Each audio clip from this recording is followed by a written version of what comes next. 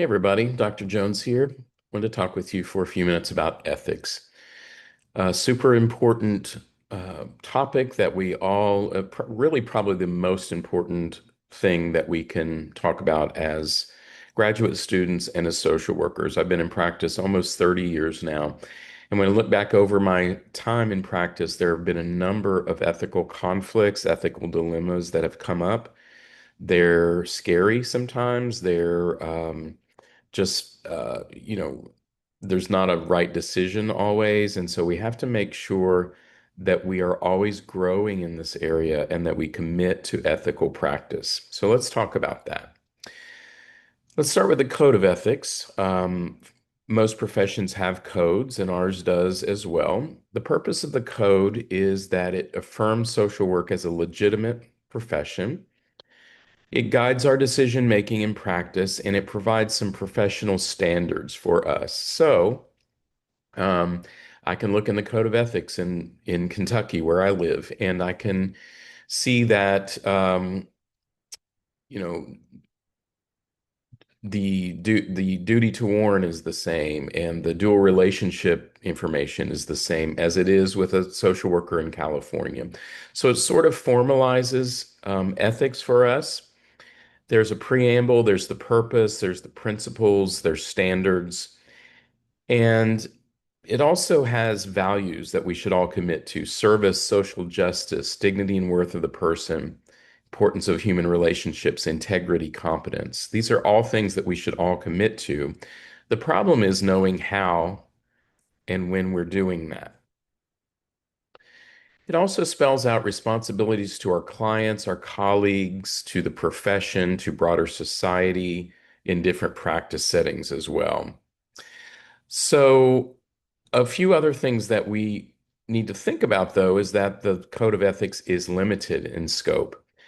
These are general statements, and sometimes they don't match specific practice situations that we find ourselves in. They can be open to interpretation. I always give the example of one of the things it says in the Code of Ethics is that a person should be of good moral standing. Well, what does that mean exactly? Um, should we not ever lie to clients? Should we not hurt them? Of course. But what if we have to put them in the hospital against their will? Is that hurting them? Yes. But is it to, if it's to save their life, is that okay? Also, yes. So we have to look at the code as a guidebook, a tool we can use, but we have to use other things as well. We would have to think about the role of context. You and I are influenced by our professional values, the knowledge that we have, our competence, and each situation can be very, very complex. And so, for example, a client misses an appointment with you.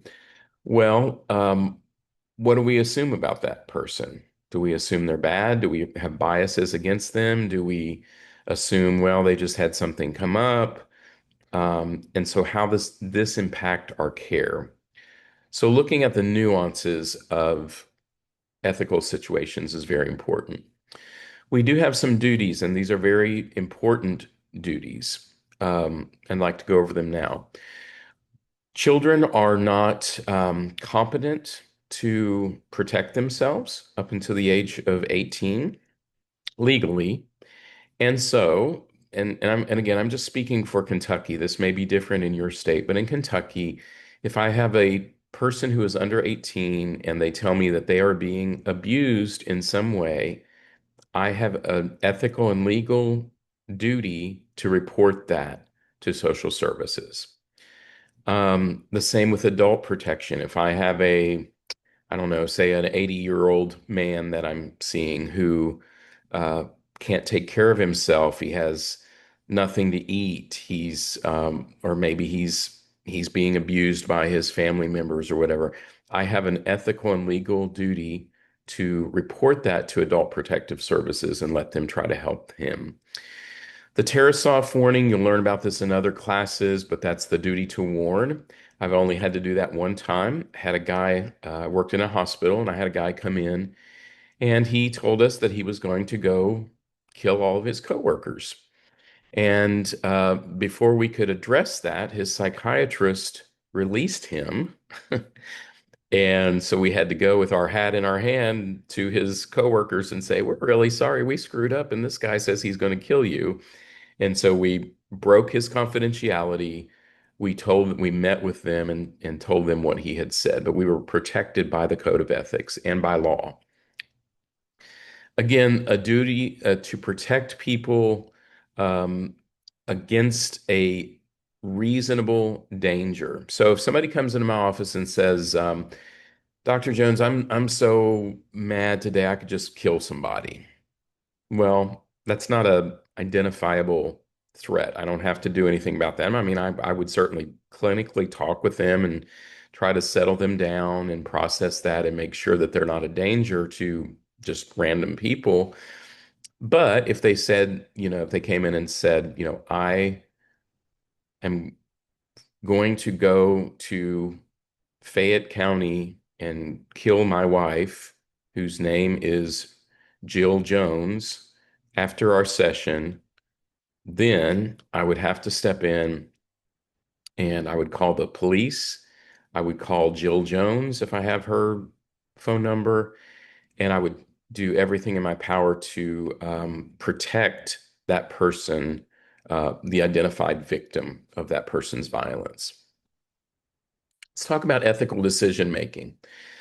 So sometimes we have value conflicts. And so it's when an individual's personal values clash with those of another person or a social system.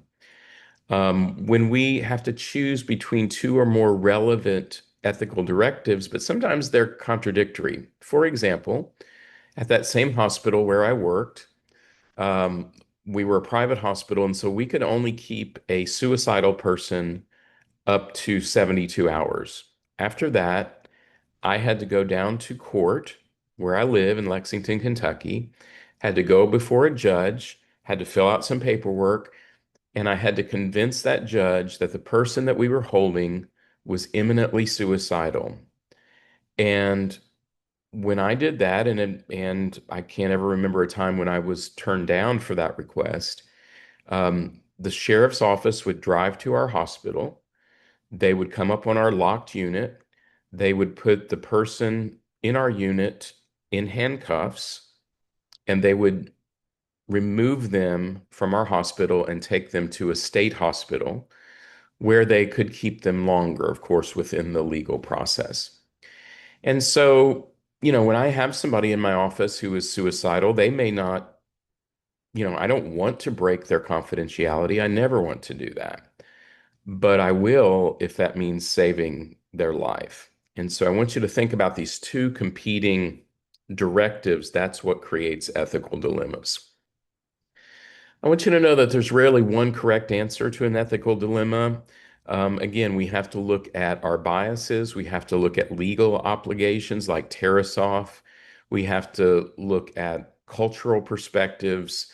Um, and we have to look at our ethical code and our professional obligations. So all of these things are, coming into play here, and we have to look at each of them.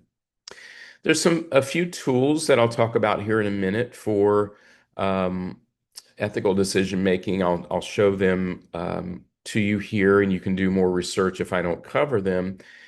But the ethical principles screen is, talks about protection of life, social justice, the least amount of harm, the quality of life, truthfulness, and self-disclosure. That's not bad. That we should all do those things.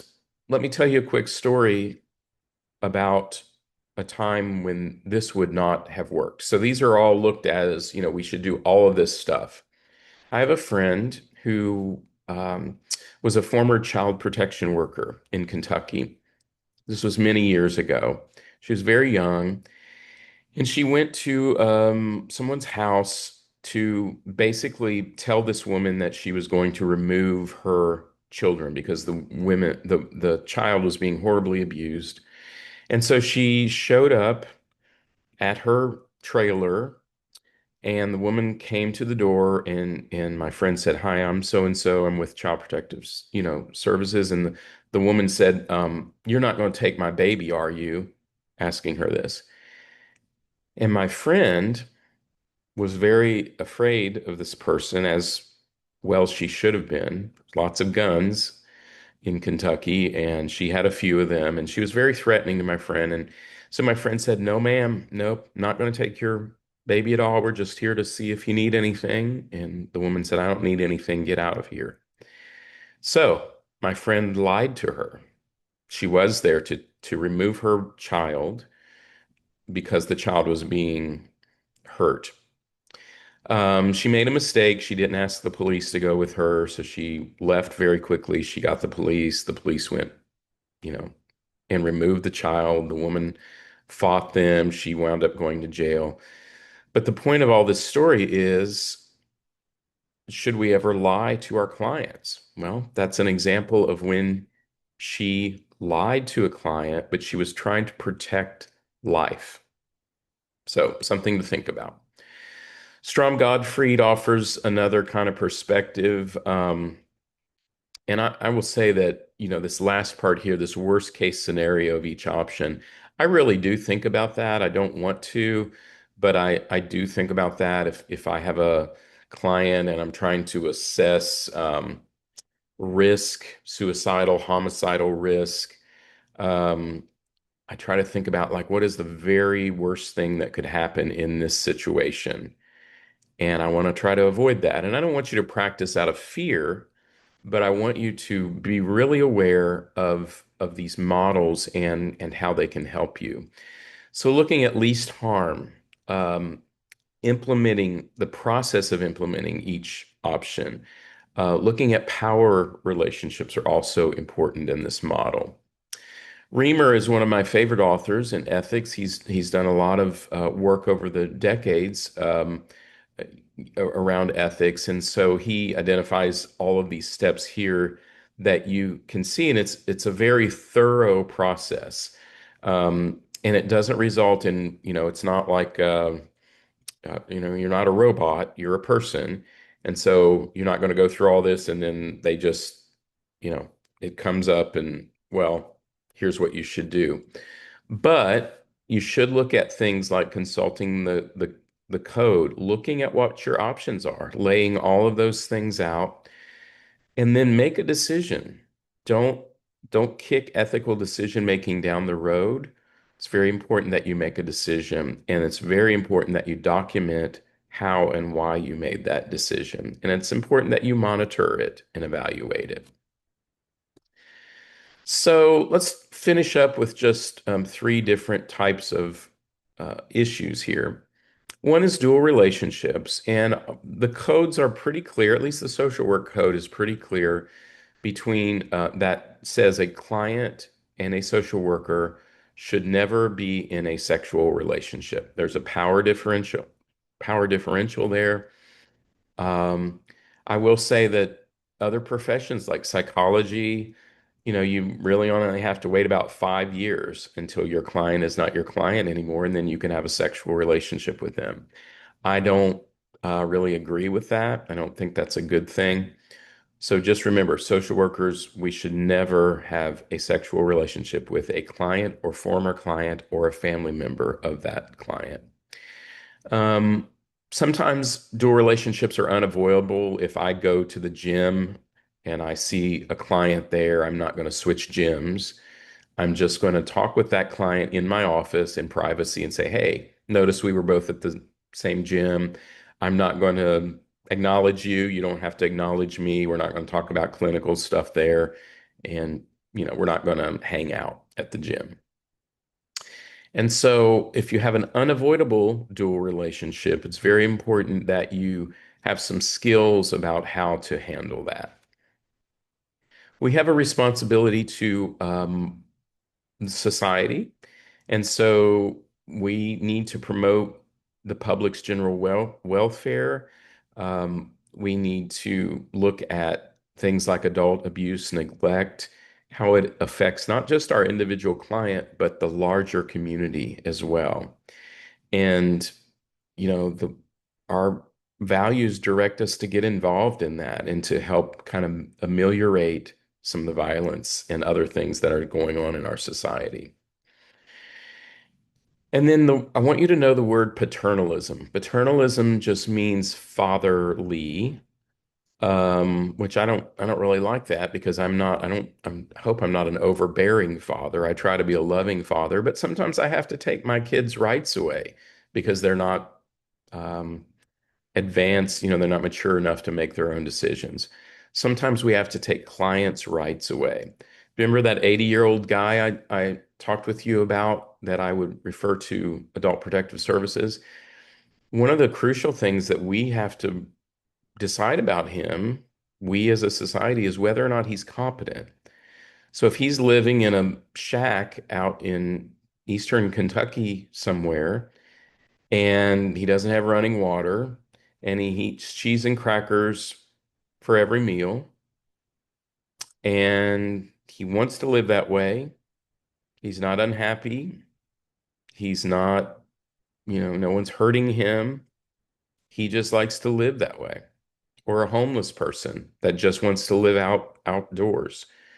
Should we be paternalistic and take those rights away? It's a very important question that we need to ask ourselves. And so being paternalistic is a very important step that we should take very, very carefully because removing people's rights is a very serious thing.